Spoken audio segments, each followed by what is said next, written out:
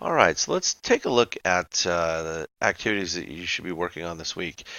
We are breaking up Chapter 2 into 2 weeks, so we're doing it roughly half. We'll do up through Section 2.7 this week, and you have a couple of assignments to do. You'll work on quite a few programs throughout the chapter and in the videos, and then we'll finish the chapter next week with some, with the rest of the basically the back half of the chapter and some additional programs. All right, so we're starting off a little bit slow with this stuff to get you going, and we'll see how everyone does with it. So anyway, so it should be kind of fun. We probably could have powered through the first chapter, but I just felt like it was a little bit too much for us to do in 1 week's time. So I try and keep the same pace as I would if I was teaching this class on the ground, and so we're sort of keeping with that pace. This chapter I would take probably a week and a half or so in the labs. So anyway, so that's that. All right, so taking a look at this really quickly, you'll see all this video, chapter 2 activities video that you're checking out now.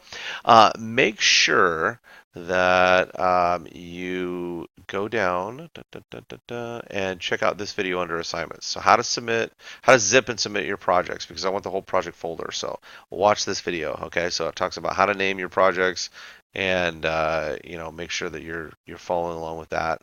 So like when you create this project in Visual Studio, it should be called just exactly this: PC for Programming Challenge 2 for Chapter 2 -1 is problem number 1, Latin translator, but instead of the page 120 you would put your name in there.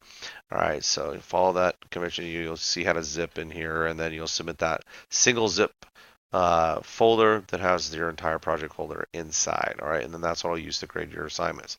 Okay, so make sure you watch that. Very important. Okay, and then you'll see as you kind of walk through this. If you open up the PowerPoint, you'll see PowerPoint walks along with the book, and has some things in there that you can check out, and it's easy to follow along. I put the links in for the um, like the videos, so the links are right in here, so you can see when to watch them and when they pop up. Or if you're following along in your book, they're in the margins for the ones that are from the authors, and then mine are kind of filled in, like I filled in with one here for 2.7. I did one for 2.1, just so you can see. So the rest, these other ones are from the author, so it's usually Kip, and he does a great job with the videos. So anyway, so make sure you're checking those out. Please don't skip those. They have all sorts of good information in there for you, and they're great. So anyway, so we have that. All right, so in chapter 2, you're going to walk through the first part, and then when you get down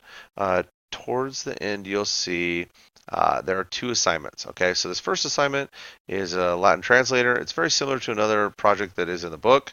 You'll see the applications that you create in the actual chapter itself. There's quite a few different ones in there, and they're kind of fun to mess with, and I think you like them. Make sure you watch this picture box controls. It shows you where to find the images that are provided for the chapter assignments. So anyway, so we have this Latin translator here. It's on page 120. Also on page 120 is Programming Challenge for Chapter 2, number 2. It's Math Tutor.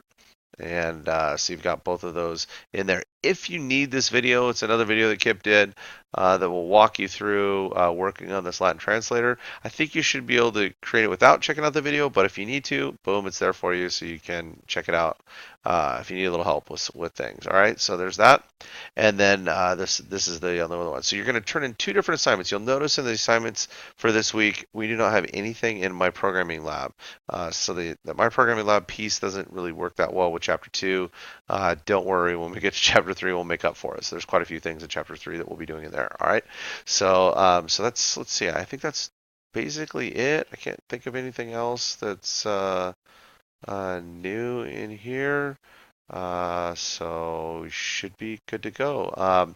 Just as a guide, I would say, you should definitely have your book open as you're doing these things and walk through the book.